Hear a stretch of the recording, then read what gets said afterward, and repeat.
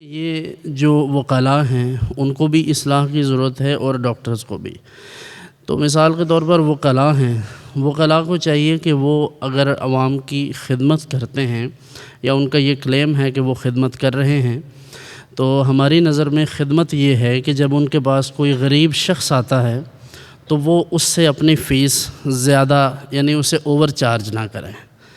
اور مناسب فیس لیں۔ پھر یہ کہ کیس کی نوعیت کو یہ حضرات خود جان گئے ہوتے ہیں کہ یہ کیس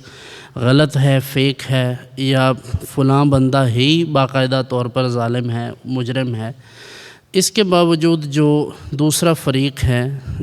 جس پر ظلم کیا گیا اسے مجرم ثابت کر دیا جاتا ہے،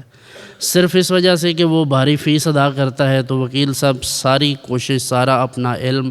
جتنی بھی ڈگریاں ہیں وہ ساری اس چکر میں لگا دیتے ہیں کہ بس اس کو صحیح ثابت کرنا ہے۔ تو اگر یہ بھی تھوڑا سا انصاف سے کام لیں تو اپنے اس پیشے کے ساتھ بھی اور اپنے دین کے ساتھ بھی اخلاص کا مظاہرہ کرتے ہوئے مخلوق خدا کی خدمت کا فریضہ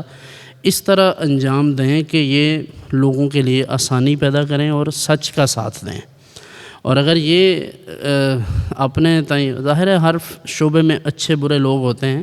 تو اکثریت کا تو یہی مسئلہ ہے۔ دوسری طرف ڈاکٹرز کی بات کی جائے تو میں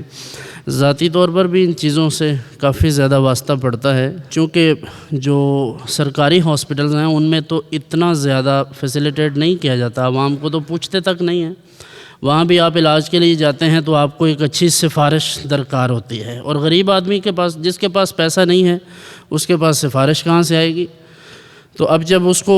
وہاں مشکل پیش آتی ہے تو وہ پرائیویٹ ہاسپٹل میں یا کلینک میں جاتا ہے، اور ڈاکٹرز حضرات وہاں جو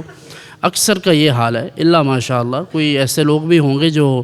اللہ کا خوف دل میں رکھنے والے ہیں، جو مخلوق کی خدمت کرنے والے ہیں، یقیناً اچھے لوگ تو موجود ہیں، لیکن بہت سے ایسے ڈاکٹرز ہیں جو وہاں سرکاری ہاسپٹل میں بیٹھ کر مریض کو جان بوجھ کر یہ کہتے ہیں کہ آپ ہمارے کلینک پہ آئیں۔ کلینک پہ آنے کے چند فوائد ہوں گے۔ ایک فائدہ تو یہ ہوگا کہ اس سے فیس لیں گے، 500,000 روپیہ تو چیز ہی کوئی نہیں ہے، یہ فیس تو پکی۔ اب اگر اس کے ٹیسٹ کروانے پڑے تو پھر اپنی لیب ہوگی یا پھر لیب والوں کے ساتھ شیئر ہوگا تو پھر اس کے بھی پیسے ملیں گے۔ پھر جب مہنگی دوا تجویز کریں گے تو جتنی بھی ملٹی نیشنل کمپنیز ہیں ان کی طرف سے ملنے والے پرویلیجز اور وہ بین الاقوامی سطح پہ اخراجات جو ہوتے ہیں، مثلا جب بھی ابراڈ جاتے ہیں، کوئی ویزا ہے، اس کا جو وہاں ہوٹلنگ ہے، وہاں پہ اکوموڈیشن ہے، یہ ساری چیزیں ملٹی نیشنل کمپنیز ڈاکٹرز کو دیتی ہیں۔ تو اس ضمن میں وہ اس لیے ان کو ریکمینڈ کرتے ہیں ان کی دوا کو، تاکہ ان کے ساتھ ہمارا کاروبار بڑھے، ہمارے فوائد ان کی طرف سے زیادہ ہوں۔ اسی وجہ سے غریب آدمی پستا رہتا ہے، وہی دوا جو 150 یا 200 کی مل سکتی ہے، وہی دوا دوسری کمپنی 700-800 روپے میں اچھی کمپنی بیچتی ہے، تو غریب آدمی کی جانے بلا کہ یہ سستی ہے، یہ مہنگی ہے، کیوں ہے؟ لیکن یہ سب چیزیں ڈاکٹرز حضرات کرتے ہیں اور اسے اپنے حق میں جائز سمجھتے ہیں، جو کہ سراسر زیادتی ہے۔ اسی طرح سی سیکشن جو سیزیرین ہے، جو آپ جانتے ہیں بڑا آپریشن جسے کہتے ہیں، زچگی کے لیے جو بڑا آپریشن کیا جاتا ہے، اس کے لیے بھی جتنی بھی گائناکالوجسٹ جو خواتین ڈاکٹرز ہیں یا مرد بھی، اکا دکا مرد حضرات بھی یہ کام کرتے ہیں، تو وہ بھی خواتین کو بلا وجہ چکر لگوائیں گے، آپ بار بار الٹرا ساؤنڈ کروائیں، اس لیب سے نہیں اس لیب سے کروائیں۔ اچھا، یہ اگر جینوئنلی یہ ہو تو حرج نہیں، لیکن یہ کام ریپیٹڈلی ہوتا ہے سب لوگوں کے ساتھ کہ وہ بار بار مہنگے سے مہنگا ٹیسٹ کرواتے ہیں اور غریب آدمی پستا رہتا ہے۔ تو یہ ظلم و ستم جو ہو رہا ہے، اس پر کوئی بھی بولنے کو تیار نہیں، کوئی محسوس کرنے کو تیار نہیں۔ اگر کوئی محسوس کر لے، کوئی بات کر دے تو ڈاکٹر کہتے ہیں لے جاؤ جی اپنا مریض جتنے مرضی جاؤ کروا لو علاج۔ تو یہ چیز بھی درست نہیں ہے۔ چند ایک اچھے ڈاکٹرز ہیں، اچھے ادارے ہیں جو آپ کو صحیح گائیڈ کرتے ہیں،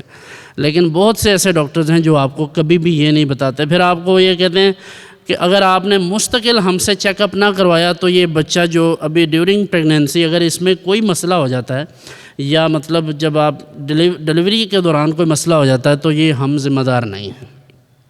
یہ بلیک میلنگ بھی چلتی ہے۔ تو یہ ساری چیزوں پر غور کرنے کی ضرورت ہے کہ ڈاکٹر حضرات اگر خدمت خلق کا فریضہ سر انجام دے رہے ہیں تو وہ مریض کو انسان سمجھیں۔